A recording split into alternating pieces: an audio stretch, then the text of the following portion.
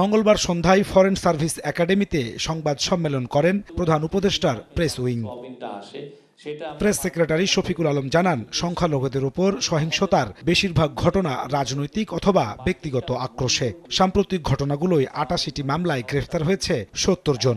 অ্যাটাকগুলো হয়েছে যে ধরেন কেউ আগের রুলিং পার্টির মেম্বার ছিলেন, উনি হয়তো মাইনরিটি ফেথের, হিন্দু বৌদ্ধ খ্রিস্টান ইউনিটি কাউন্সিল যেই রিপোর্টটা দিয়েছিল যে 9 জন মারা গেছে এই ধর্মীয় সহিংসতায়, বিশেষ করে হিন্দু জনগোষ্ঠীর মধ্যে।